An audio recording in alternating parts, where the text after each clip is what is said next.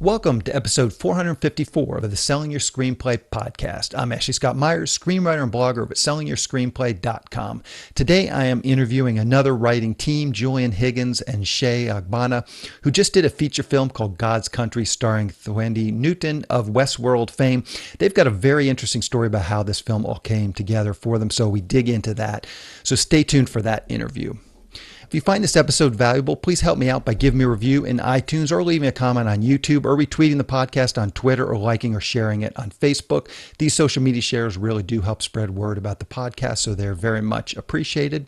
Any websites or links that I mentioned in the podcast can be found on my blog in the show notes. I also publish a transcript with every episode in case you'd rather read the show or look at something later on. You can find all the podcast show notes at www.sellingyourscreenplay.com/podcasts, and then just look for episode number 455. If you want my free guide, How to Sell a Screenplay in 5 Weeks, you can pick that up by going to sellingyourscreenplay.com/guide. It's completely free. You just put in your email address and I'll send you a new lesson once per week for 5 weeks along with a bunch of bonus lessons. I'll teach the whole process of how to sell your screenplay in this guide, teach you how to write a professional logline and query letter, and how to find agents, managers, and producers who are looking for material. Really is everything you need to know to sell your screenplay. Once again, just go to sellingyourscreenplay.com/guide. So now let's get into the main segment. Today, I am interviewing screenwriters Julian Higgins and Shaye Ogbonna. Here is the interview. Welcome, Julian and Shaye, to the Selling Your Screenplay podcast. I really appreciate you guys coming on the show with me today. Thank you so much for having us. So maybe to start out, you can give us a little bit of background. Where did you guys grow up and how did you get interested in the entertainment business? And Shaye, maybe you go first, and then Julian, you can pipe in and just, 1 to 2 minute sort of summation of your career so far. I grew up, I'm a Southern kid. I grew up, I'm originally from Atlanta, and I spent my high school years in Texas.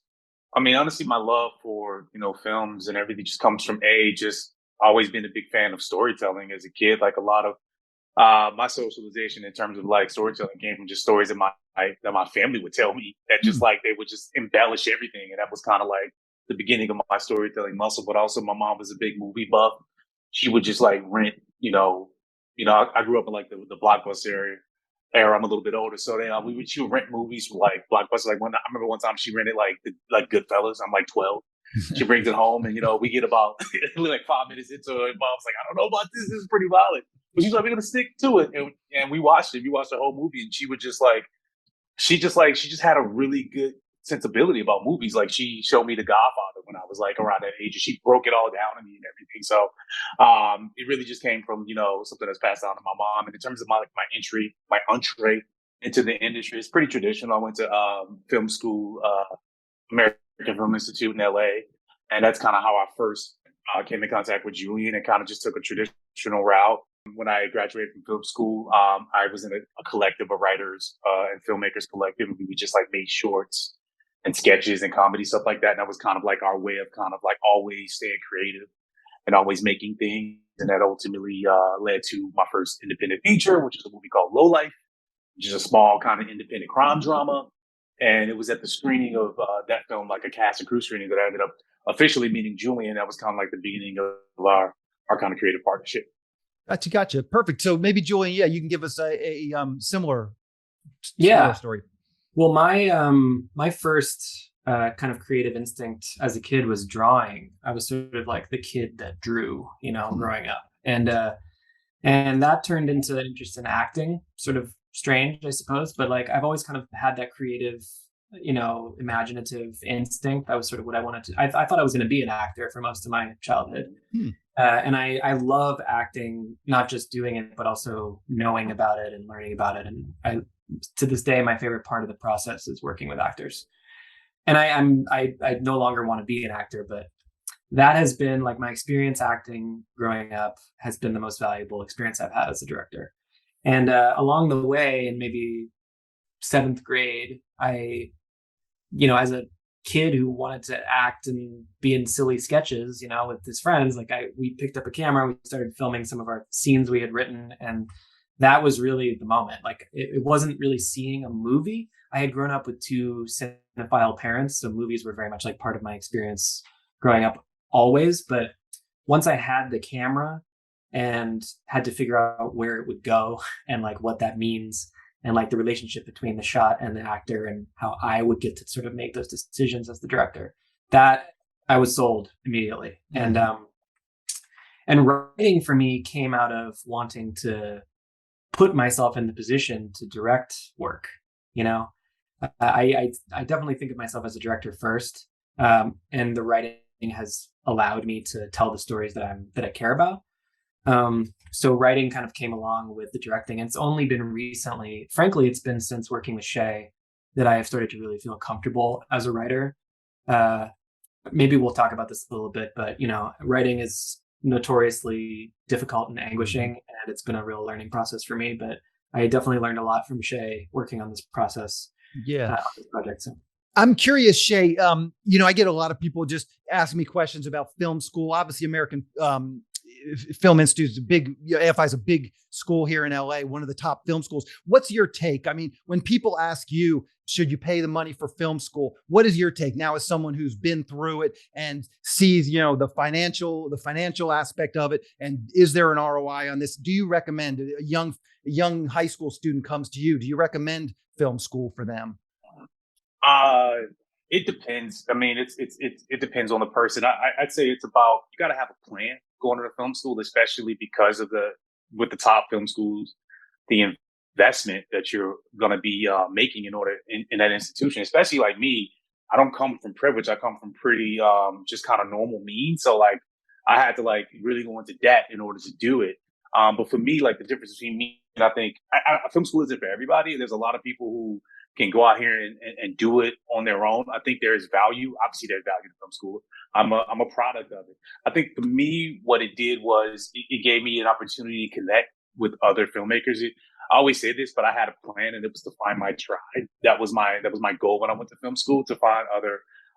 People always talk about this. It's about networking across, not networking up. And so for me, I was looking for people that were in a similar position as me, and had similar interests, and had similar drive. And I found those people, and I constantly work with those people. And sometimes you find people that you don't work well with, but it really was about building those relationships and those connections for me. And that's served me well. That's the reason I'm in the position I am right now. It's the reason I've been able to work with Julian, because I had a plan. I saw Julian's work when I was in film school, and I was very much moved by it. And I had an idea. I was like, I hope I work with this guy one day. And the universe worked in a way that I ultimately ended up meeting him through the people that became my tribe. And he is now a huge person in my life, creatively and personally. So I just say have a plan, man, going in. If you go in with the level of investment that you need to make financially, and you don't have a plan, you'll get exposed, to be frank. So that's kind of always my MO when it comes to these. Yeah. Yeah. Go ahead, Julian. As a fellow, because I went to undergrad film school at Emerson and AFI for graduate school, and I went pretty much back to back, and that was, both my parents are college professors, so there's like a very high value placed on education in my family. However, I definitely do not believe film school is for everyone. And I think, especially given how when we went, it was much less expensive than it is now. And it's a huge sort of a responsibility to take on.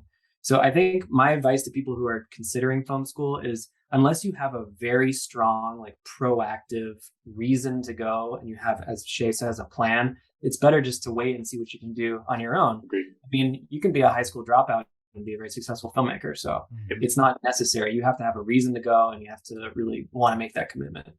Now, Shaye, you mentioned at some point you saw something that Julian had created and you were impressed by it. Just talk about that a little bit. What was impressive to, like, what stood out amongst all of these student films that you saw Julian said, wow, that's somebody I do want to work with? I'm gonna be frank, man. A lot of people in film school, they go into film school with a certain ego and sense of like the type of films they're making. And a lot of those films that they're making in film school is where you want to play around and make mistakes. I get it. But a lot of those films for me, didn't feel like movies. Like I said, I have an appreciation for art house cinema. I also have an appreciation for high concept, studio cinema. That's literally how I grew up. This is stuff I grew up watching. And so for me, like, I felt like Julian's work, more than anybody's that I had seen at AFI, encompassed both of those things. He had a film called Thief, that literally was like, in terms of like the concept of it, the story was very high concept, but the approach was very sophisticated. And I was like, it was the first thing I saw where I was like, this is the first movie I've seen where I would pay money to see it. This is a movie that that will play in multiplexes, but also win awards. And that is the type of material that has always been interesting to me. Like, I love genre, but I like to elevate it and elevate it with character and perspective. And Julian's work, that particular project, spoke to me because it had such scope for it being a thesis film, but it was so grounded. And I was just like, yeah, that dude right there, that's a voice. That's a dude that I want to work with. And if not, I want to meet him and just like have a conversation with him. And I was fortunate to do that. So that was what specifically spoke to me about Julian's work when I saw it. Perfect. So let's get into now your recent feature film, God's Country. We can kind of talk about that. Maybe to start out, you can give us a quick picture log line. What is this film all about? Well, so this is based on a short story by James Lee Burke, and it's a very simple framework for a story. It is essentially about a college professor who like lives and works in this rural college town in the American West, and she one day encounters two hunters on her property, and she very politely asks them to leave. And doesn't have a great feeling about them, but is trying to sort of handle it like an adult. And that is, it doesn't go over very well. They kind of don't take no for an answer. They don't necessarily look at her as someone who should be telling them what to do, and it kind of starts to spiral from there. And this very small incident becomes something that really pulls in all of their lives into this kind of we describe it as a modern Western thriller. So it's kind of got elements of the Western genre, thriller, and I'm sure we'll talk more about that. But yeah. So where did this idea come from? What was the genesis of this idea? So the story that James Lee Burke wrote came out in the early '90s, and it's actually the main character in the short story is an older retired white man. And in our version of it, we changed the nature of the main character, and all kinds of subtext, of course, changes with that, because we were trying to respond to what we were seeing happening in our culture, in our country, in our politics, in the world, frankly. The director of the film, Ryan Prowse, invited me to this preview screening of Low Life that Shaye wrote and acted in. And at that screening, it was about a month after the 2016 election. Shaye and I had a conversation afterwards where we really kind of shared the feelings that we were having about, our future as filmmakers with the world being what it is. And I think we concluded that it was time to sort of double down and like get into these issues that were so important to us as people, but do it in our work. And also to try to do it in a way that was not going to oversimplify it. It was going to actually try to capture the complexity and and sort of the intersectionality of all of these different issues. I mean, this movie touches on a lot of things, a lot of major themes in American life, but we don't want it to be a preachy kind of overtly, message movie. We wanted it to be dramatized fully through these characters. And so that was, then the short story seemed to provide a great framework for that conversation. And then once we sort of explored the idea of changing the main character, we would have better access to the themes we were trying to talk about. And Shaye has more thoughts on that, I know, but that was sort of the genesis of it. Yeah, Shaye, you want to add some thoughts? Yeah, and I mean, no, Julian pretty much captured everything. I mean, for me, and we've obviously talked about this before. I mean, I've always grown up as a fan of the Western specifically. And it's obviously a very male dominated genre, and it deals with themes that are very much connected to like American exceptionalism.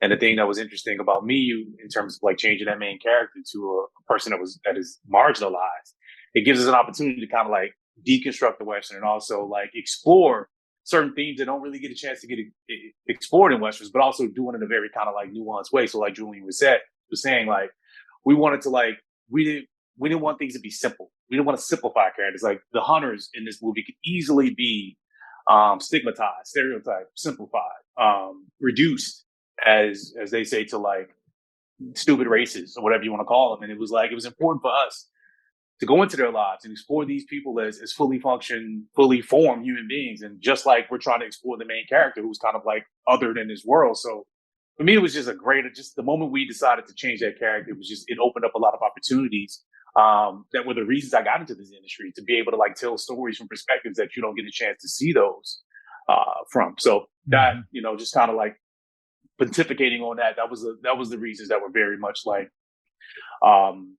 exciting for me in terms of like the story.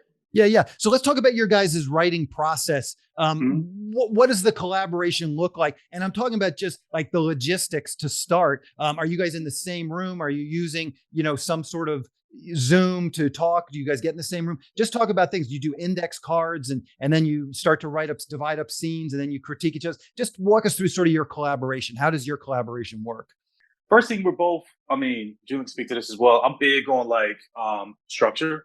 So first thing we did was we kind of like broke down the script into a specific structure. And for us specifically, it was like these 8 sequences that ultimately made up, the 3 acts of the film. So we worked within that paradigm. And we really, like, in terms of just like approach, we were big on index cards. We were in the same room. We were at Julian's place. So in terms of like the breaking of the story, we were very much a 2-headed monster when it came to that. And we always say we kind of like a hive mind. We're kind of one mind. We have very similar, even though we obviously are very different people, we have very similar sensibilities. And so it was like, we just have no cards on the floor. We break it down. Another thing we do is we talk. We love to talk about story. We can talk about something for like 2 hours. Specifically within the rewrite process, and only like change, a couple of lines, but that changed the chemistry of the scene. So we're really big in terms of process and story and talking story. But in terms of when it came to the actual writing of the screenplay, we were rarely in the same room. I would take a pass, and then Julian would take a pass. And then when it came to the rewrite process, we would be a little bit more. Not necessarily in the same room, but in terms of like the conversation and everything, it would be very much like us working together. Yeah, I speak more to this too. I would say that our conversation is the top layer of the collaboration process. The script is almost secondary in a way. Like, we need to get a lot of stuff out on the table and hashed through before we can ever make any decisions about how to, like, what order the scenes should be, or even what the scenes should be themselves. So we spent maybe 6 months talking about the things we wanted to deal with in the movie before we really ever wrote anything. And then initially it was just conversations about like all the themes. I mean, the raw material that we're bringing to this is, our relationship with our parents and our thoughts on, politics and religion and the country, and everything that we wanted to pour into this movie. We had to kind of feel each other out and see what we thought. And then it goes to note cards. But initially Shaye was going to write the script on his own. And I was just going to be part of sort of developing it. But then along the way, we sort of came to this understanding that we had so much shared conversation going on that we kind of both needed to have our hands on the script itself. So we kind of, as I recall, we divvied up scenes. Some of the scenes just kind of felt more like Shaye scenes. Some of them felt more like Julian scenes, whatever. We'd split them up, do a first pass of them.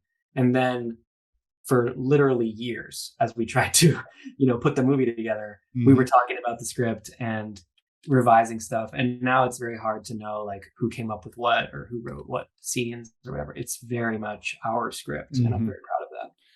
How did you guys, if you got to some points where you couldn't agree, how did you get past those? Do you have some tips for when competing minds have different ideas about things? It's hard for me to think of a moment when we actually had like what I would describe as a disagreement. And I think it was because, maybe you can, Shaye, but I feel like we had a very, like, it was one of the most sort of positive and ego-free collaborations I've ever had in my life.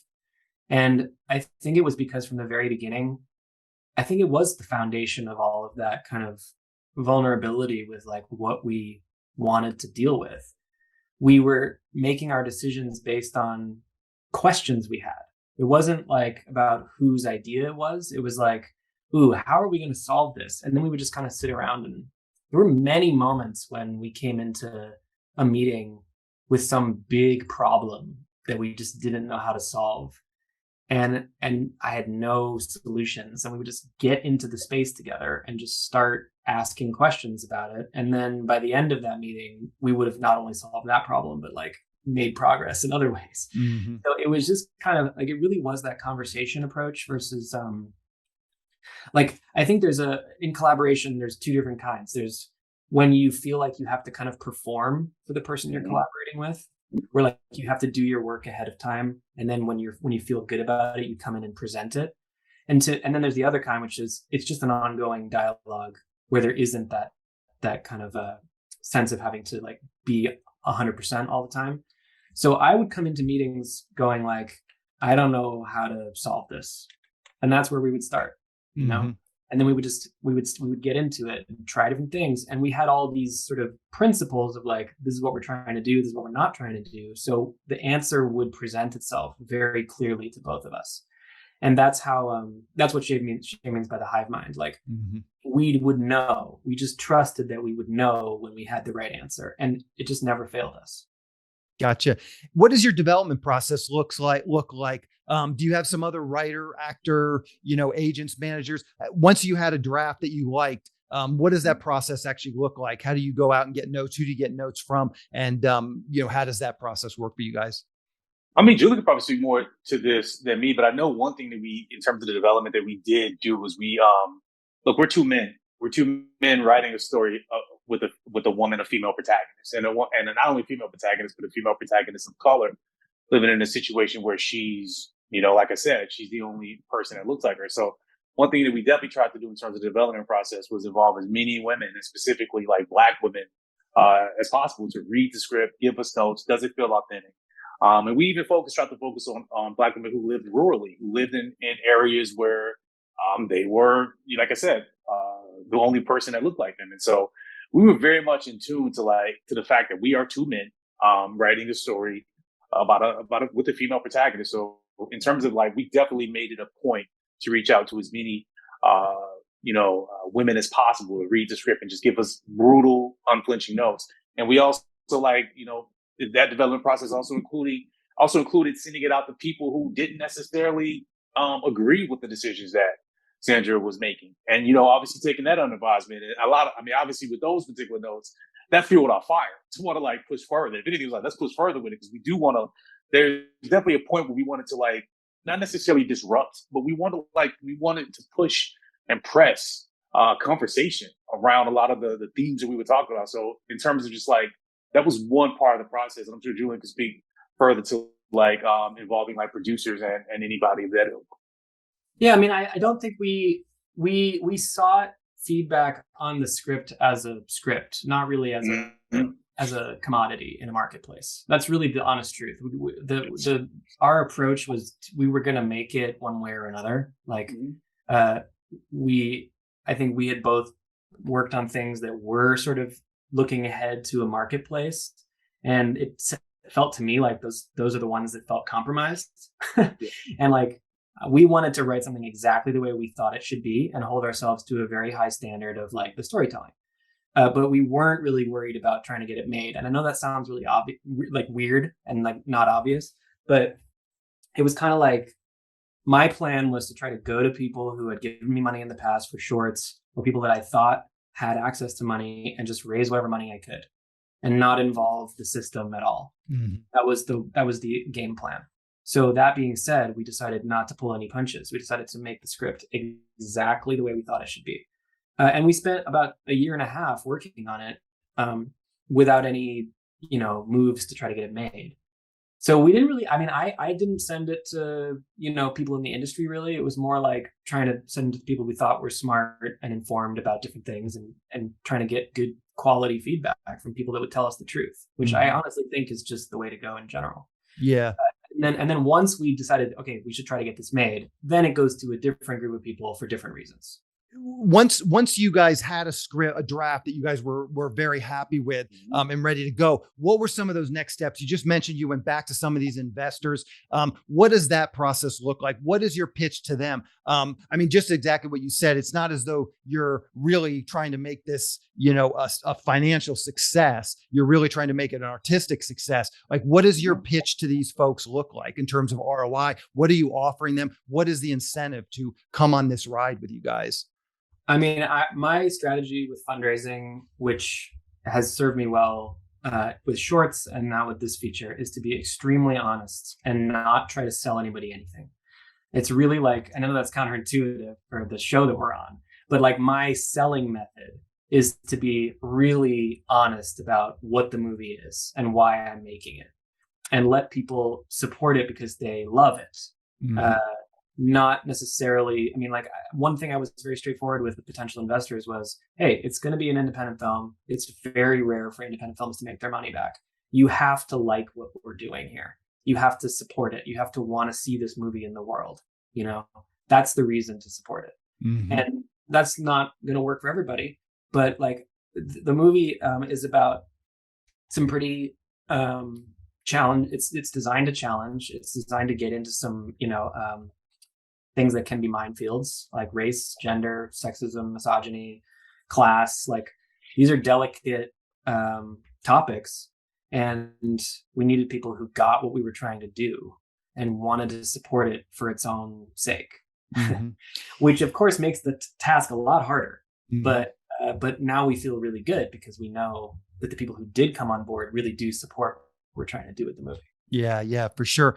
I'm curious, with Thandiwe Newton, did you have her on board before you started to fundraise, or did you fundraise and then bring her on board? And I asked the question sort of in the context of, I wonder how an actor, I mean, obviously she's got great credits and is a great actress, but it's not like she's a big major movie star. And certainly distributors would not necessarily think that she can carry a movie. But I wonder, when you go to pitch these folks that are not necessarily in the industry, is that impressive to them? Is that a piece of this that they're investing in? Oh, she was on Westworld, or some of these things. Like, how much does that affect your fundraising?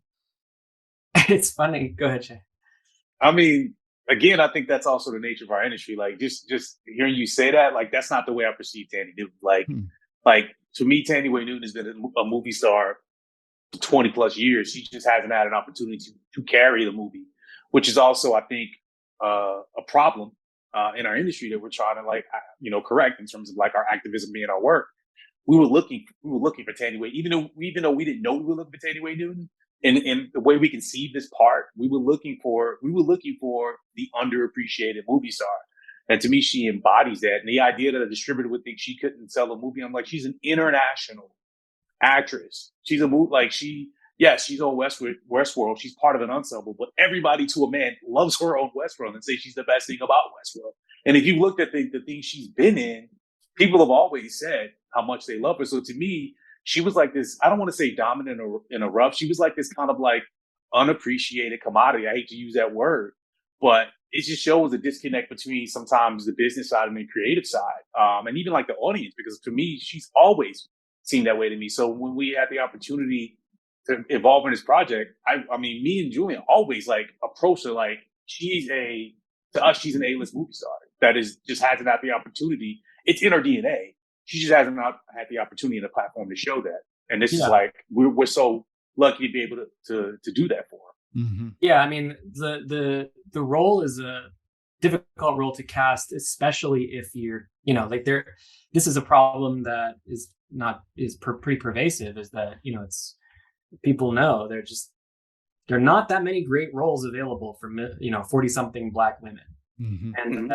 And we designed this role to be a very complex and challenging and engaging role for an actress.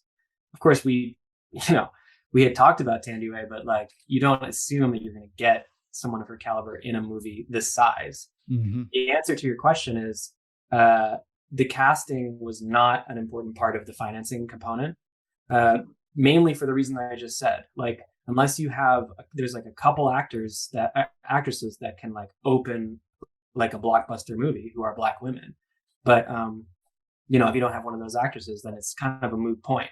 So for this particular movie, we wanted to try to find someone who would do justice to the role we wrote, obviously, but someone who would really like have a chance to almost in a way like break through.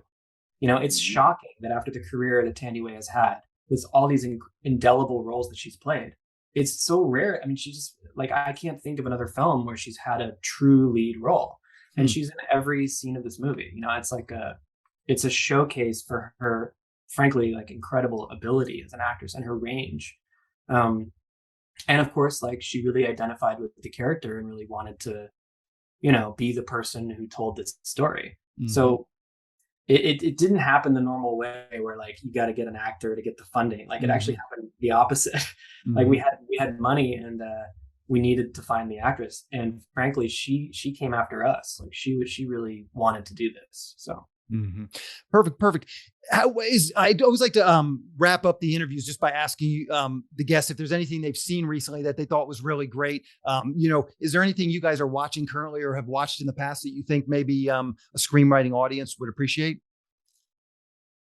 I'll go first with this one. I mean, I saw my favorite movie of last year came out right at the end. It was called The Worst Person in the World, and it's by a Norwegian director, Joachim Trier, who made Oslo, August 31st, Reprise. He's a fantastic director, but The Worst Person in the World, especially for screenwriters, I think is a fantastic. It's a beautiful, emotional, funny, entertaining movie, but it's also like fascinating structurally, and what he's doing in the movie with breaking the movie into chapters and the things he skips that you normally would become the entire movie. Like it's very kind of elliptical, episodic storytelling, but it creates this impression that's so much bigger than like a more linear story could have. I think it's a really beautiful, brilliant movie, and I highly recommend it to everyone. Gotcha. Shaye, what about you? Is there anything you've been watching recently? I haven't got a chance to watch anything new recently. I have like 17 jobs and a child. So in terms of just like going out and seeking movies, honestly, the last new movie I watched was the Top Gun movie. But in terms of like what I started watching this series recently on Hulu, and it's called The Bear, and it's about this kid in Chicago who's like a sandwich maker, and he goes back and starts running his family's shop in Chicago. What I love about this show, in terms from the writing process, the way it disseminates information, like a lot of TV shows, like your structure or you're socialized in terms of the pilot to just give everybody up front. I give everybody everything up front in the first 5 minutes. This is what the show is about. This is who the character is. And this is what his problem is. And the way they're just so restrained and just like disseminate character information, not only about the main character, but also the characters in that work in this world, and how like it mixes comedy and drama. And it's constantly like, I can't predict it. I like to watch stuff where I can't see where it's going, because I'm so used to, like, as a writer, as a storyteller, as a filmmaker, like you're always looking like you're always trying to find out where it's going. You're always trying to like kind of like break down the code. And this one is constantly, it's just, I'm enjoying it as a viewer because it's constantly taking me in places that are so unexpected. So that's something that I've been watching recently. I've only been able to watch like 2.5 episodes, but I've been fully engaged. I'm not double screening or anything. I'm watching. Because if you don't like our movie, if you're not watching, you're missing something. Because just like our movie, this movie is demanding engagement. It's demanding you to pay attention, because if you don't, you're going to miss something. And so like, that's something that I've been watching recently that I'm actually a pretty big fan of. Okay. Yeah. Those are great recommendations. How can people see God's Country? Do you guys know what the release schedule is going to be like? Yeah. So the movie comes out on Friday, September 16th, comes out nationwide. Chances are it'll be screening in a theater near you, wherever you happen to be. We're extremely fortunate that IFC picked up the movie out of Sundance and wanted to put it out theatrically in this climate, putting it in hundreds of theaters across the United States and like really doubling down on a theatrical experience is pretty awesome. It was designed to be a big screen movie, and it also really matters, I will say, that people support independent films in theaters. The distributors watch this stuff. They crunch the numbers. If this sounds interesting, you watch the trailer, it seems interesting to you, do check it out in theaters, because it was intended to be seen that way, and it also matters just for the future of independent film to support. Amen to that, for sure. Check it out in the theater if you can. What's the best way for people to keep up with what you guys are doing? Twitter, Facebook, Instagram, anything you're comfortable with sharing, I will round up and put in the show notes. I mean, Shaye, you want to go first? I'm terrible at social media. I'm on all the platforms, but I'm rarely like, Julian is pretty good about, especially Julian's really, really heavy on Instagram. I am not. But yeah, like I have, like, my handle is Shizzle Obizzle, which if you it's like Shizzle, SHIZZLE, Obizzle, OBIZZLE. If you catch that, I doubt you will. Got you. We'll do some email. We'll put those in the look me up on my name. But yeah, I'm not as heavy on social media. I'm there, but just like look me up on the internet, and I'm sure you'll figure out what I'm doing. Perfect. Julian? I am on Instagram, and I that's the only platform I'm on. I'm at Film Julian, and you can also go to godscountryfilm.com, and there will be you'll be able to find like local show times for your area on there. Okay, perfect. Well, guys, I really appreciate you coming on and talking with me today. Good luck with this film, and good luck with all your future films as well. Thank you so much for having us. Thank you. We'll talk to you guys later. All right, thank you. SYS's From Concept to Completion screenwriting course is now available. Just go to www.sellingyourscreenplay.com/screenwriting course. It will take you through every part of writing a screenplay, coming up with a concept, outlining, writing the opening pages, the first act, second act, third act, and then rewriting. And then there's even a module at the end on marketing your screenplay once it's polished and ready to be sent out.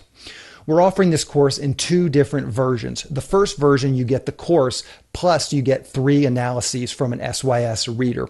You'll get 1 analysis on your outline, and then you'll get 2 analyses on your first draft of your screenplay. This is just our introductory price. You're getting 3 full analyses, which is actually the same price as our 3-pack analysis bundle. So you're essentially getting the course for free when you buy the 3 analyses that come with it. And to be clear, you're getting our full analysis with this package. The other version doesn't have the analysis, so you'll have to find some friends or colleagues who will do the feedback portion of the course with you.